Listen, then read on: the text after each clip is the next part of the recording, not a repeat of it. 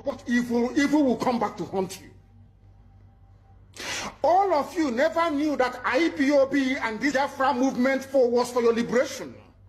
Some of you saw maybe the oil and gas from Biafra land. If they go now, we'll have access to oil and gas. In the process of having your eyes fixated on oil and gas, your forest is gone. Do you understand it? There is nothing more precious in life than freedom. Freedom is very important. And I need you to understand this very morning. Every Yoruba person supporting Fulani, you are setting up yourself to become like the Hausa people. Remember when Hausa was supporting Fulani? We are Hausa Fulani, we are Hausa Fulani. Where are the Hausa people today? I ask you. Where are those Hausa people today? Do you see them anymore? They're saying we are Hausa Fulani, we are Hausa Fulani. Do you see them again today? Do you see them? I'm asking you. No, because Fulani have completely overwhelmed them. It's called emasculation. Completely emasculated them. Look at what they're doing in the East. In the East, they come to the East, I will tell you, oh, you want to be the president or vice? Yeah. They say, give us land for Ruga. They give them land. I saw Joseph Kanu did that Lord Banta. They have taken it over in forever and ever. Give us land in your state. Hope of them are proof to us that you are our stooge. Give us land in Olo. Hope of them will give them land in Olo. We can go and kill people in Obibo. We can kill for them. How many Fulani governors are prepared to kill bandits? I didn't say normal people. I'm talking about armed, dangerous bandits. How many Fulani governors? Go and read your newspapers, you will see it there. Fulani governors are negotiating with them, giving them arms, giving them vehicles, making sure that their life is no longer a misery. But see, they come down to the south. They tell you, give us land for Ruga. Go and kill your people to prove to us that you're one Nigerian. That was why Obioso was talking rubbish. Was talking, was it yesterday or 2 days ago? Supported by the BBC. The problem you people have in Nigeria is this. Your journalists, you see people, Punch newspaper, Tribune, Vanguard, and Nation, they are your second worst enemies. I'm telling you the truth. They can never ever be objective in their reportage. Never, ever, ever. That's why all of you are suffering. But you don't know it. They were the same people used to scuttle the NSAS protest. Of course, some of you went about looking for Indomie in warehouses. Typical black people. Any revolution that is coming now, you must stand very firm. They'll say, oh, you're Igbo. Oh, you're Yoruba. Oh, you are from Urobo. Don't join them. It's our turn in 2023. If you do this, you will scuttle our chances of becoming the president in 2023. Ask yourself, all of them that have been president from time immemorial, what benefit has it brought to you as a human being? Absolutely nothing. So you have nothing to lose. Absolutely nothing to lose. You look at them now, how they have now descended on Yoruba people, asking them to concede, give us your forest, we must graze, we must do this, we must do that. And slowly before your eyes, they are giving in, they are capitulating, they are allowing them to go, if you don't give it to us, so Tinubu will not be president in 2023. Tinubu won't be the president. That's what I'm saying to you. And foolishly you will agree and hand over your land to them. And once they take your land over from you, look at Hausa. Because there is a saying where we come from. If you want to know what your life is going to become in the future, look at Hausa people. If you want to understand appreciate, I would say, the life that you are about to bequeath to your children and grandchildren, look at Hausa people. Is there any Hausa governor today? Is there any Hausa emir? Is their land though? Katsina is Hausa land. Kanu is Hausa land. Sokoto is Hausa land. The Hausa people own it, indigenous to those areas. I'm asking you this question. Is there any Hausa man who's an emir in the north? The answer is no. Something's going to happen to you. If you don't rise up now to break, I'm not even asking people to break this, you demand for what rightfully belongs to you, your freedom. The freedom to decide. The freedom to write a constitution if you prefer. The freedom to live with whoever you want to live with. That is what we're asking for. But most people misunderstood what we are saying. And today, almost everything we have said about the zoo has come to pass. Everything we have told you, everything I told you has come to pass, hasn't it? Now, listening to that voice note, that video from Nnamdi Kanu, and looking at what is happening at Edo State, Uromi community. In fact, it's not even, the whole thing has actually escalated now, to the whole part of Edo. It's not just Uromi community. Now, everywhere, including Biafran land. I'm listening to that video and I'm having goosebumps. When we keep on saying Nnamdi Kanu is a prophet of his kind, it is not because we want to say it just to hype him. He is a prophet of his kind. Like he is special. Don't be say with the hype him, No, it's not hype. It is because of he has accurately predicted a lot of things that we're beginning to see and things that we have actually seen in the past come to reality. And some are still yet to come, and we're already seeing it already because it's going to come to reality. This video, was actually a video that Nnamdi Kanu did, far back when he started exposing, these atrocious things and the way these Fulani people are going to penetrate. They can never be trusted. They can never be trusted. And I am happy because, they've started dealing with the Yoruba people. If not for the so-called Igbo leaders that sold out, our land, part of our land to these people, they have no business in Igbo land. They have no business in southeastern part of the country. And that is why I am happy that Nnamdi Kanu set up, Eastern Security Network that is fighting these people and destroying them. And the whole thing is actually going to tighten up more. It is going to tighten up more because nobody can allow this type of people, to come into, our land and take over our land. No, it can never be done. So I was watching this video and what came to my mind is what is happening in the Edo State currently. This video is far back. It's far back. What these people do is they find a way, penetrate into your land and take over your community. Now, because of their people was actually quiet, this is people that have been committing a lot of atrocities, buying people on daily. Nobody is saying anything about it. Now, because of the people that they are buying retaliated, it has resulted to an issue. And it has resulted to an issue that have turned to a national issue, a national unrest. I even saw one of them threatening, that they are going to buy more Christians and all that. This is what these people, this is what they are known for. They are territorial. They are territorial. They are territorial. They always want to take over both their own and your own. That is why when they come to your land, they find a way to penetrate gradually until they take over your community. So if you give them that space, they penetrate and take over your community. They are territorial. It is their way. It is their nature. That is what they are known for.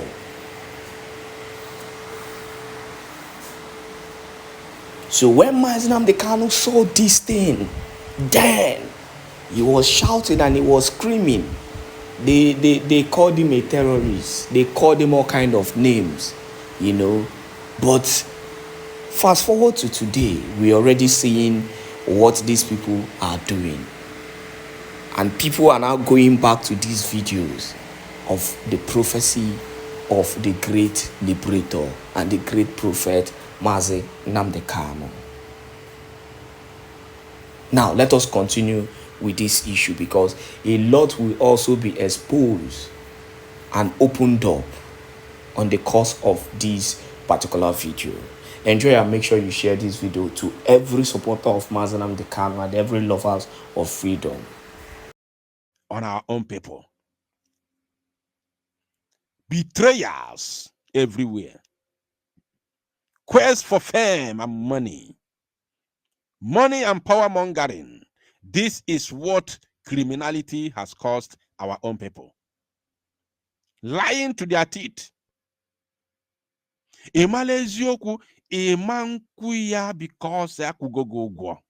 And, we began to question, wanted to know between 2022 and today, has there been any such incident that occurred? But what we were able to find out, okay, number one, we found out that, yes, indeed, somebody was killed. A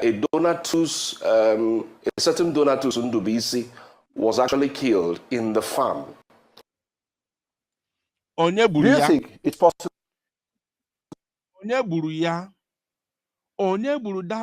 Donatus.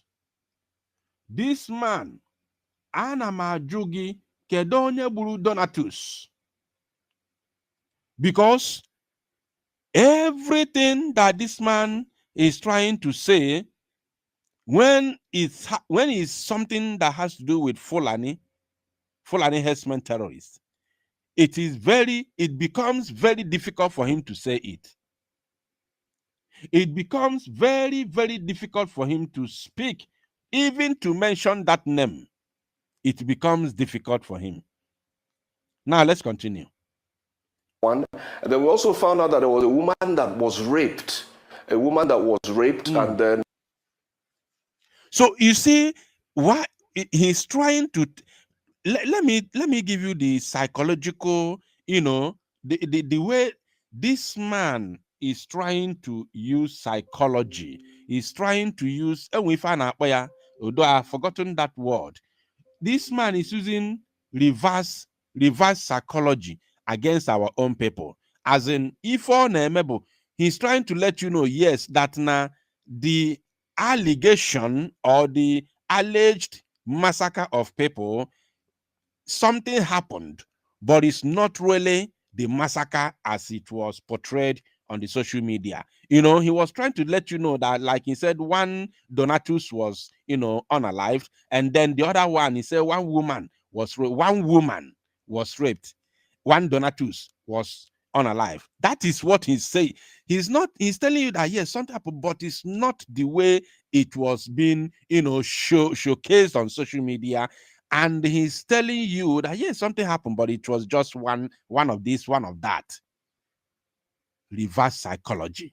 That is what this man is using, but we're going to bust him. The original account, or the earlier account we heard, the woman was raped, that they actually stuck a stick into her private part, and that.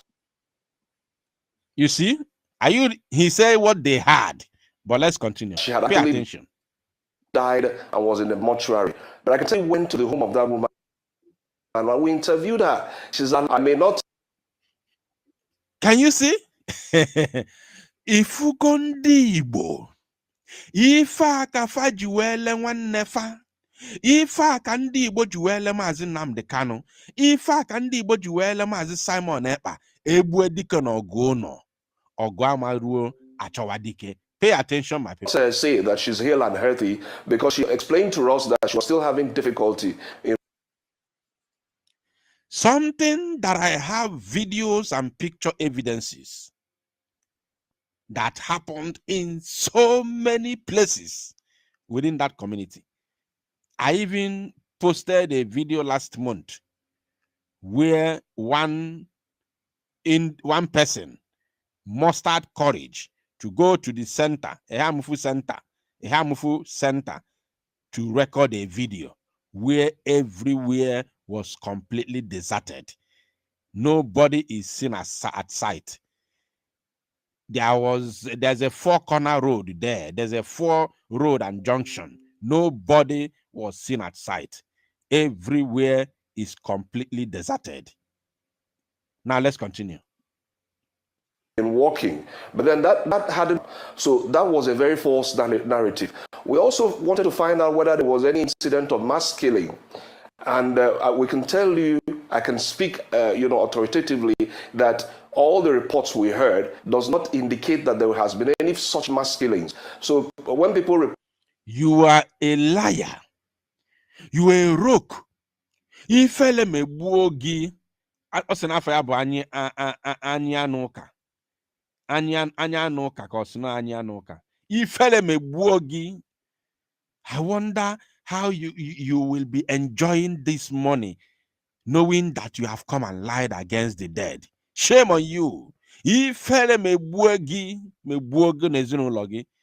I wonder how you will be, enjoying driving your car, your big car, enjoying that money that was paid to you by the local government chairman, and then, oh, chai, alone. How would you be enjoying that money that was paid to you by the local government chairman of Hamufu, knowing very well that this money you're enjoying is because you lied against the dead? Ifele me buagi ndi Igbo. Chai. Report that about 100 or 200 people had been killed and murdered, and then these things there actually wasn't anything like that. But then again, we must also say that there is still skirmishes of insecurity. The local government chairman admitted as much, that there are still skirmishes of insecurity. But that is not also different from what we are seeing in some other communities. I'd like to draw an example. You see? But that is not different from what they are seeing from other communities. Therefore, Hamufu people can be massacred. They can be chased away. Their lands can be taken over. It is not a new thing. It is not different from what they are seeing in other community. That is what this man is saying. And I'm saying, shame on you. Ifere me buogi. Chukwu di anya no ka ifere me buogi. Shame. Recently, we saw a video that went viral. This thing happened at Uboka is actually somewhere in Kanu East local government area. I don't know, you probably would have seen it, where a young man was taking a video, and he was actually showing how a Fulani herdsman with his cattle, the man was pulling out cassava, from the farms and then feeding it to the cows. And he was actually saying that, no, this is unfair, that this might actually lead to some kind of crisis. So I wanted to draw some kind of similarity between the two incidents. So we have issues of insecurity, the issues of Hamufu particularly, but I can say that from all the things we observed on Friday, that there has not been any such mass killings as advertised or as promoted. All right. Hamufu. That's where you have, assessed, correct? Correct me if I'm wrong. You said Ehamufu. But there's been reports by a social media influencer called Nnamdi, who's talked about, the Udi local government area being under siege, both in Afa, Egede, Eke, and some other towns. They've said that, they've witnessed a tremendous amount of killings. And we did see videos from women for weeks protesting. And I know that the government of Enugu State have alleged or have said that these attacks are orchestrated, and they've accused certain individuals who they say are criminal agitators and fill political elements of plotting this smear campaign against Governor Peter Mba's administration. To assess that claim, especially in the Udi local government, I wonder if that's the same area where Ehamufu is.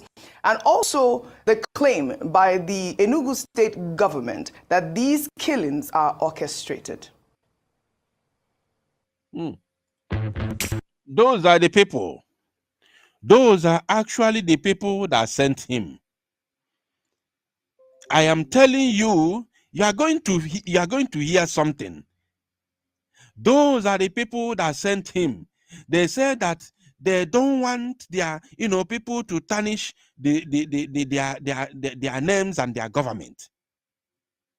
They don't want people to insult them, to call them names, because they want to continue with their agenda ka e wee tọnụọ ndị be anyị to ndị na-akpụ isi n'anị.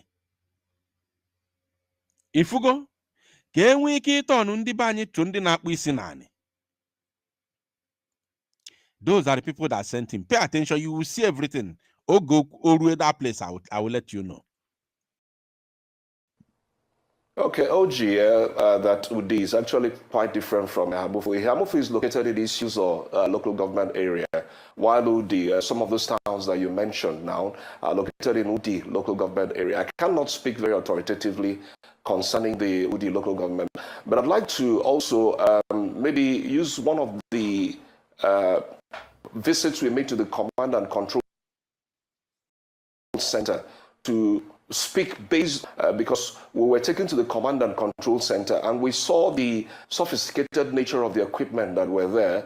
We were made to understand that those things were, the images we saw were being fed by thermal cameras that are AI embedded. Because from there we could see some of the flashpoint areas in Enugu State where, we had issues of insecurity from time to time. We could see the vast lands of issues. Honestly speaking, I do not know. The security agencies might be in a better position to answer some of the questions you've raised concerning the activities in Udi. But if from what we observed at the Command and Control Center, I can tell you that there are cameras everywhere. I asked a question that they didn't even answer. I said, how were these cameras actually planted? Are they actually in the satellite? Because the way the images were, I mean, they could zoom to even little objects that people were carrying, passers-by were carrying and moving about. And, I was actually stunned that we had such a Command and Control Center. I must also say that the Enugu State government is doing itself a disservice, by not promoting the kind of equipment they have. One of the questions that I raised, which is what he has come to promote. Are you getting it? He said that he is surprised that Enugu State is doing a disservice to itself for not promoting the equipment they have, which is what he has been paid to come and promote on television. That is the job he's doing now. Pay attention. Raised that day was, are the security agencies, those who man the roads, are they aware that we even have such sophisticated equipment that actually captures them? We've had incidences of security agencies harassing innocent citizens on the road, extorting money from them. From that Command and Control Center, you could see these things clearly. They would zoom into faces and you could see the faces of the security agents. They clearly identified, and they explained that the amount of information that they generate on a daily basis is also analyzed, and what they do, they also carry out a behavioral analysis. So I want to believe that the security agencies will be in a better position to know whether there have been such crisis in Udi local government area. Let me also say that we are aware that there are people who actually also deploy misinformation, Are you getting it now?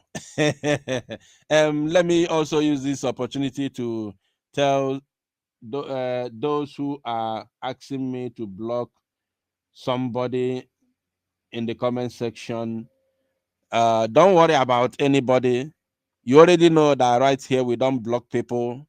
We allow them to speak and rant as much as they can. Once you stop, responding to him, he will disappear. Don't worry about anybody. Let him continue ranting on the comment section. He's going to disappear once you stop responding to him or her. Let's continue. Some of them are coming here with Igbo names, but in actual sense, they are Fulani. You don't know. So don't allow them to distract you. Just pay attention. Write your own comment as you like, and pay attention to what we are doing, and let the Fulani with Igbo camouflage name continue their idiocy in the comment section. In order to gain some political mileage. We have seen in the past where people have also, manipulated issues of insecurity in order to oust someone from government. Let us also take our minds back to the Bring Back Our Girls campaign, when Goodluck Jonathan was the president of the Nigerian nation. We saw how he was eventually ousted out of office. We know that a lot of the campaign was around insecurity. We saw people who were also, magnifying figures, exaggerating events on account of the fact that they wanted to, gain that political position. Are you getting what this man is doing?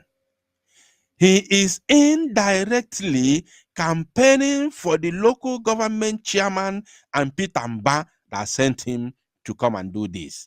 And he claimed to be a journalist who has gone to do an investigative journalism in a Hamufu.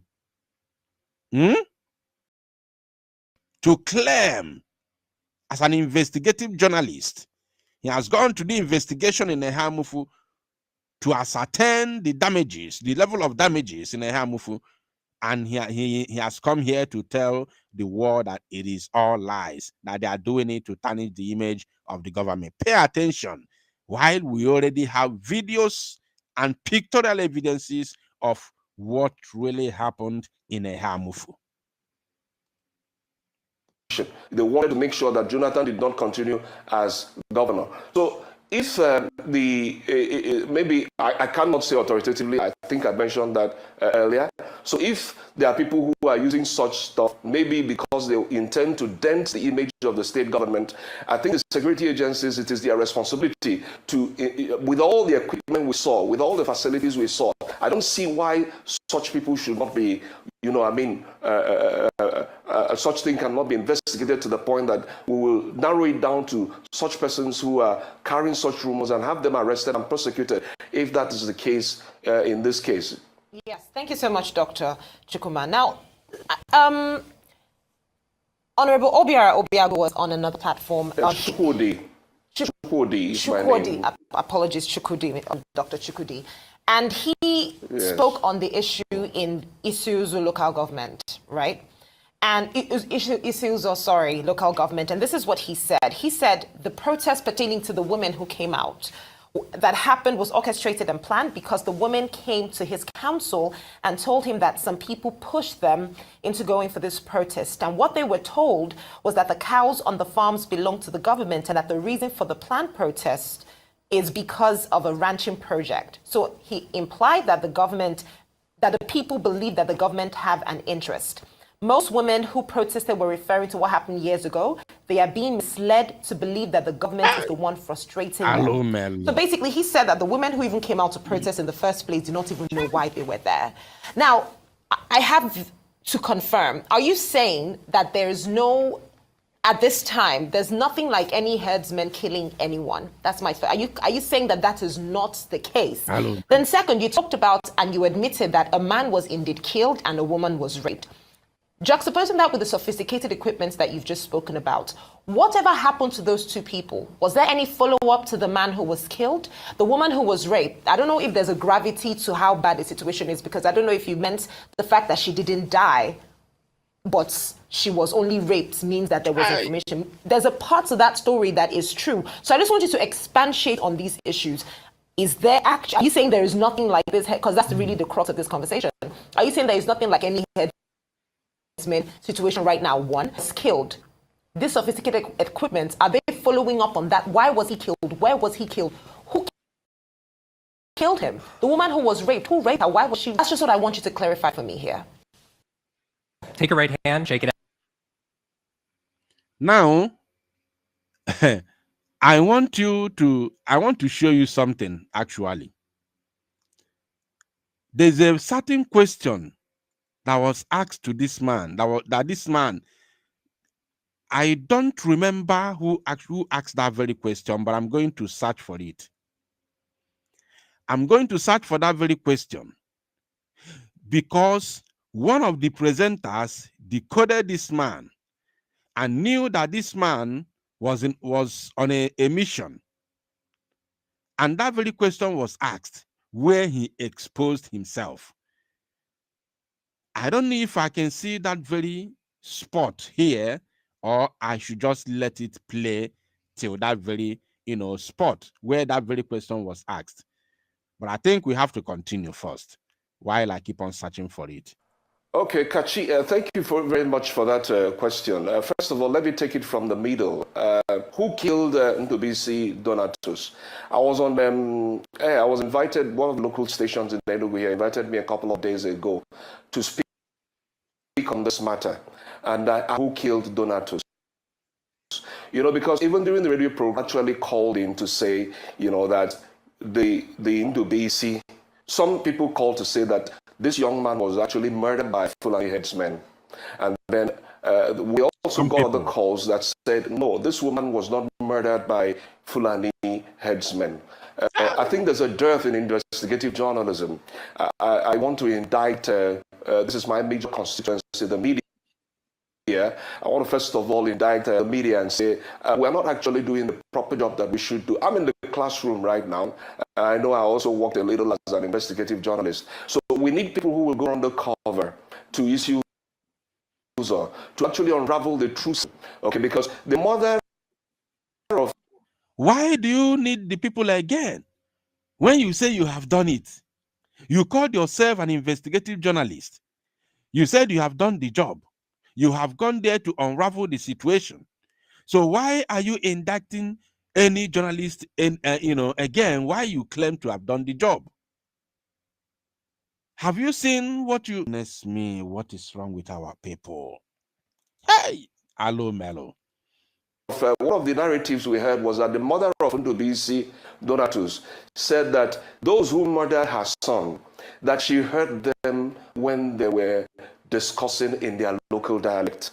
This was part of the narratives we heard, part of the versions we heard. You see? And then we had another person who called him to say, no, he was murdered by Fulani. So we need to, I'm not in a position. You see?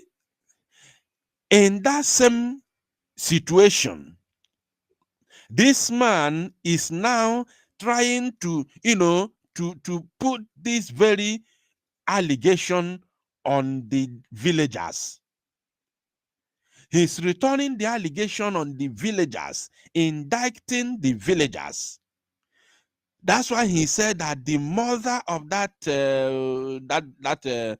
boy said that the people who committed the crime were speaking their local dialect. So this man has gone to the extent of trying to indict the villagers.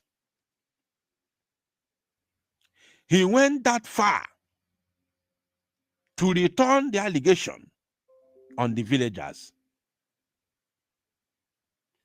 Unbelievable.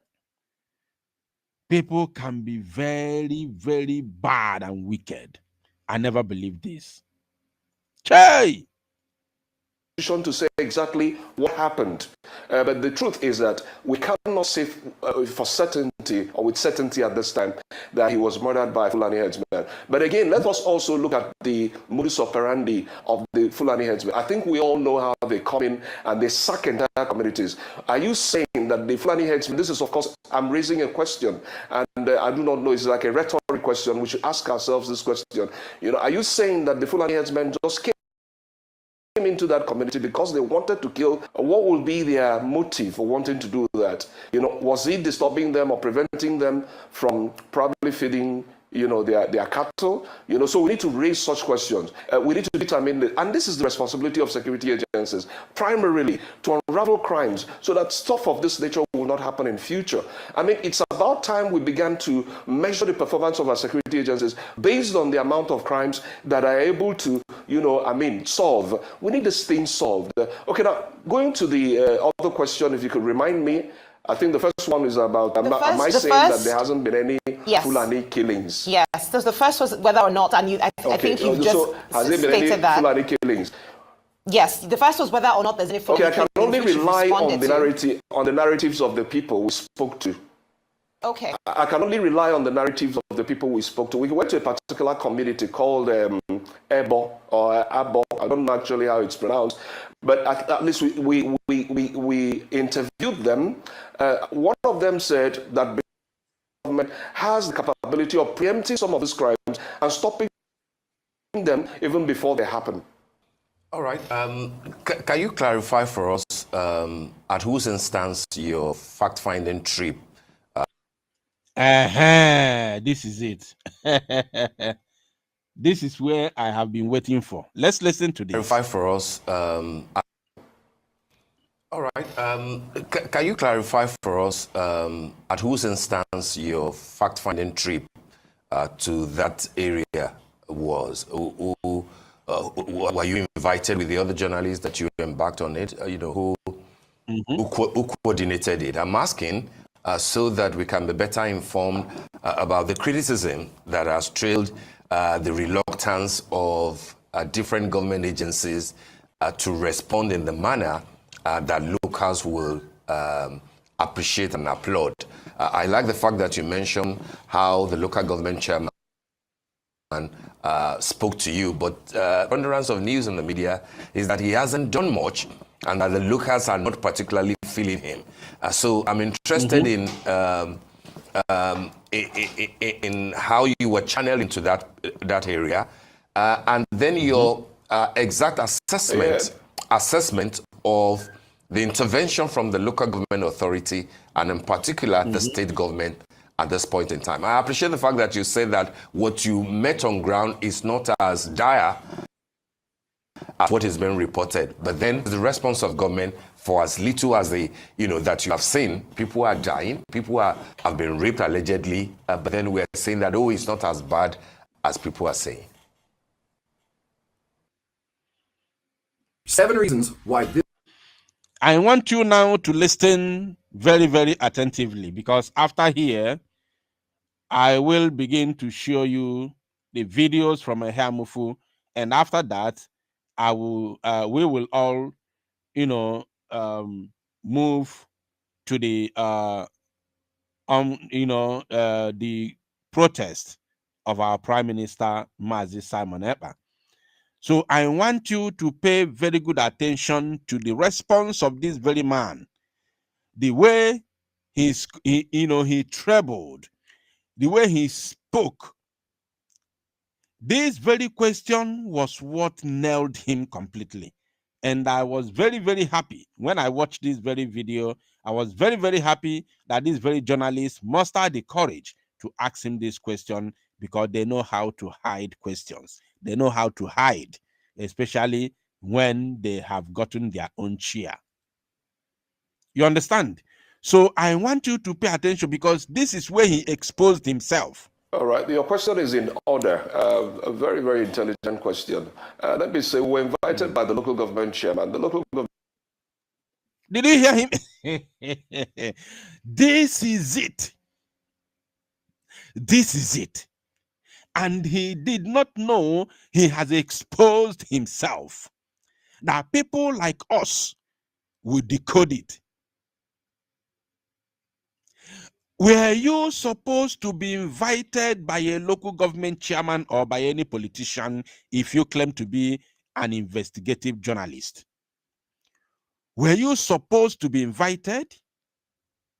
The moment you are being invited by a politician to come and cover any story in his own, local government or constituent or even a state, then you have compromised. You have automatically compromised, because the only thing you are going to report is going to be a script written by the local government chairman or by the politician and given to you to go and report to the media. And this script is coming with a lot of, a lot of goodies. This very script is definitely 110% sure coming with a lot of goodies. Oh, chai. Hello, man. A very, very intelligent question. Let me say, we were invited by the local government chairman. The local government actually initiated the invitation for us to see. I mean, I can also understand why he did that. Because, I mean, if you live in Enugu and you've been listening to the about 3 different major stations had run programs called killings and the riots. There's a demonstration by the women.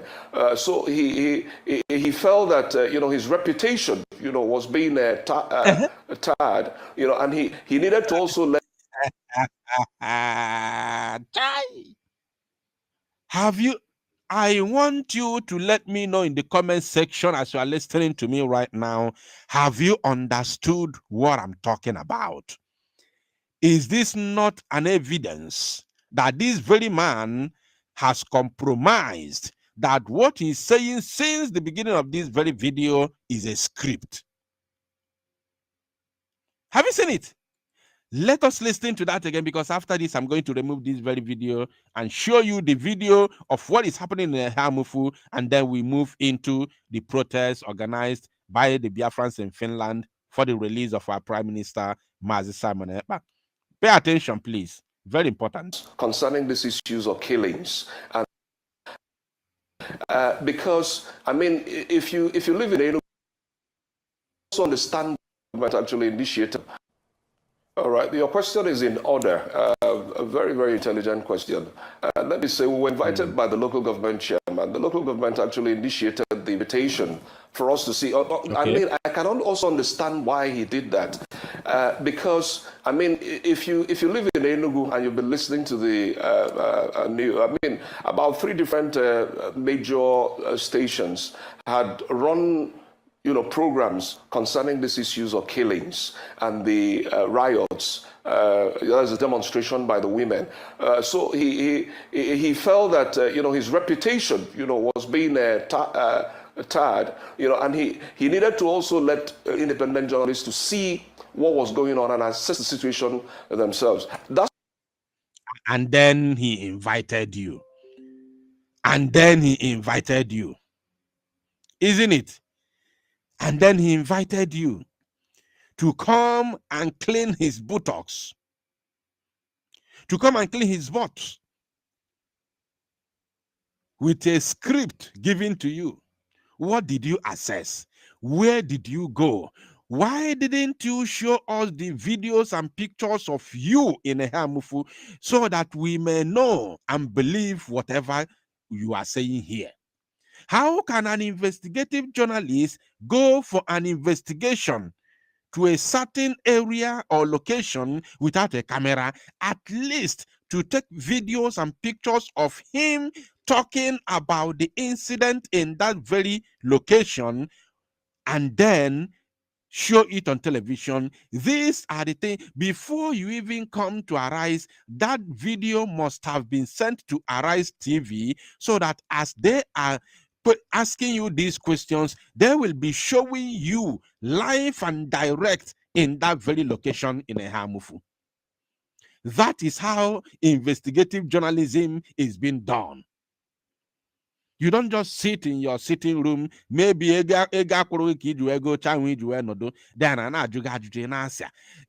of the Arise News showing us your video while you are walking around up and down in a Hamufu, pointing hands, showing us this place is this is what happened here, this is the woman that you interviewed. Where is the video of that interview that you claimed that you to have granted to that very woman? Where is the video? You said you interviewed that woman and he's alive and healthy. Where is the video? These are the videos that Arise News should be showcasing by the side. Instead of showing us Fulani herdsmen pictures by the side, they should be showing us your own video while you were walking around the Hamufu, investigating what transpired, what happened in a Hamufu. You didn't do it. Rather, you came here to tell us nonsense. Where are the video evidences of you going to a ham? You didn't go anywhere. I want to tell you that you did not go anywhere, Mr. Anyanoka.